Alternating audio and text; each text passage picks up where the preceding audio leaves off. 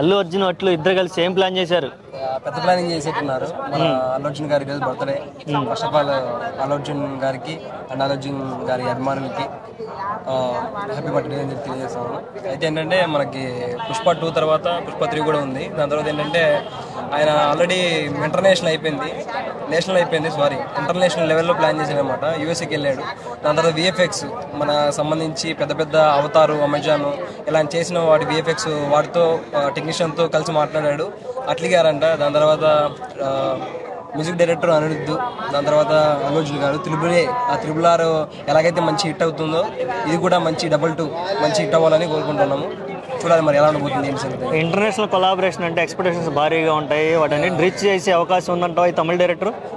Reach చేసే అవకాశం ఉంది. ఏంటంటే మనకి ఇప్పుడు తెలుగు ఫిలిం ఇండస్ట్రీలోనే అల్లు అర్జున్ గారు మిగిలిపోలేదు. పుష్ప 2తో ఏంటంటే మనకి ఒక హిందీ సైడ్ తీసుకుంటే హిందీ సైడు ఏదే కానీ అసలు మన 500 crores దాటిన సినిమా ఏది కలెక్షన్ దాటిన సినిమా లేదనమాట. పుష్ప 2 600 కలెక్షన్ చేసిందనమాట. మలయాళంలో ఏంటంటే మలయాళంలో మన అల్లు అర్జున్ గారికి మంచి ఫ్యాన్ బేస్ ఉందనమాట. అల్లు అర్జున్ గారిని అల్లు అర్జున్ అని పిలవరనమాట, మల్లు అర్జున్ పిలుస్తారు అటు సైడ్. దాని తర్వాత హిందీ తీసుకున్న, బాలీవుడ్ అటు సైడ్ తీసుకున్న ఏంటంటే ఆయనకి మంచి ఫ్యాన్ బేసు ఇప్పుడు ఇంటర్నేషనల్ లెవెల్లో అయిపోయాడు అనమాట. ఇప్పుడు తీసినా కూడా మంచి హిట్ అవుతుంది. ఓకే, చూడాలి మరి ఎలా ఉండబోతుంది. ఏంటి సూపర్ మ్యాన్ స్టోరీతో రాబోతున్నారా? ఇదేంటంటే డ్యూయల్ రోల్, అంతేకాకుండా స్పేస్ అటు సైడ్ తీసుకుంటున్నారు. మరి అంటే ఒక అవతార్ కావచ్చు, ఒక అమెజాన్ కావచ్చు, అటు సైడ్ విఎఫ్ఎక్స్ సంబంధించి డ్యూయల్ రోల్ అని చూస్తున్నారు. మంచిగా ఉంటుంది. ఇవి మన ఏంటి స్టార్స్ ఇవేమి ఉంటాయి ఇక మనకి, అవి ఆ టైప్ ఆఫ్ కూడా ఉండాలి. మరి చూడాలి మరి ఎలా ఉండబోతుంది ఏంటి సంగతి. అంటే మోషన్ క్యాప్చర్తో కొత్త వరల్డ్ని క్రియేట్ చేయబోతున్నారా? క్రియేట్ చేశారు. ఆల్రెడీ క్రియేషన్స్ అయిపోయి వాటిని బదలు కొడతాడు. పుష్ప 2తో ఆల్రెడీ అయిపోయింది. మరి బాలీవుడ్, హాలీవుడ్ మొత్తం అంతా తెలుగు ఫిలిం ఇండస్ట్రీ అయిపోయింది. బయటికి వెళ్ళిపోయారు. ఇంటర్నేషనల్ ఇంకేం లేదు. యాజ్ ఏ టాలీవుడ్ ఫ్యాన్గా మన తెలుగు సినిమా గురించి ఏం చెప్పాలనుకోండి? ఎంత ఎత్తి ఎదిగిపోయింది కదా ఆల్రెడీ. గురు, ఒకప్పుడు ఏంటంటే మన తెలుగు సినిమా అంటే ఒక అన్నపూర్ణ స్టూడియో, ఒక రామారెడ్డి స్టూడియో, ఒక శారది స్టూడియో ఇక్కడే నిలిచిపోయారు అనమాట. Okay, sorry for that. అదేంటంటే టెక్నాలజీ అప్పుడు లేక నిలిచిపోయారు.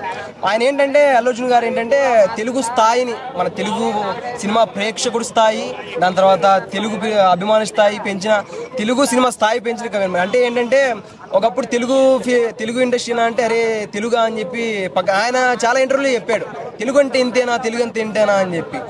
ఆయన ఏంటంటే నేషనల్ అవార్డు కొట్టాలి అని రౌండప్ చేసుకున్నాను, కొట్టాడు అని పెట్టాడు అనమాట. కొడతాడనమాట. దాని తర్వాత ఇంటర్నేషనల్ లో ఇప్పుడు ప్లాన్ చేశాడు, కొడతాడు కంపల్సరీ. ఆ కాన్ఫిడెన్స్ అయితే కంపల్సరీ ఉందన్నమాట. ఓకే, చాలా మంది ఏమంటున్నారంటే SSMB 29 చూసుకొని, అదే రాజమౌళి, మహేష్ బాబు చూసుకొని అల్లు అర్జున్ అట్లా చేతులు కాల్చుకోబోతున్నారు అనేది ఒక వాదన ఉంది. No sorry for that. అట్లాంటి ఏం లేదు. ఎందుకంటే మనకేంటంటే ఒక గోల్ అనేది ఉంటుంది. నాకు కూడా గోల్ ఉంది. ప్రతి ఒక్కరికి ఒక గోల్ ఉంటుంది. మా గోల్ రీచ్ అయ్యేంత వరకు ఎవడు అది సక్సెస్ ఫెయిల్యూర్ కావాలని ఎవడు కోరుకోడు అనమాట. ఫస్ట్ ఆఫ్ ఆల్ దాన్ని మనం ఉదాహరణ తీసుకుంటే మన బాలయ్య బాబు గారిది, అల్లు అర్జున్ గారిది ఒకటి ప్రెస్ మీట్ జరుగుతుంది, ఇంటర్వ్యూ జరుగుతుంది అనమాట.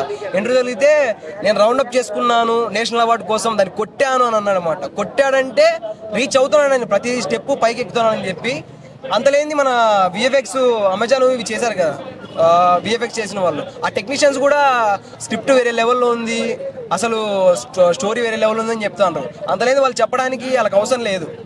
వాళ్ళ రెమ్యునరేషన్ కోట్లలో ఉండొచ్చు. అలాంటి వాళ్ళు చెప్పాల్సిన అవసరం లేదు. వాళ్ళు డబ్బి చెప్పేసే అవకాశం లేదు కదా అది.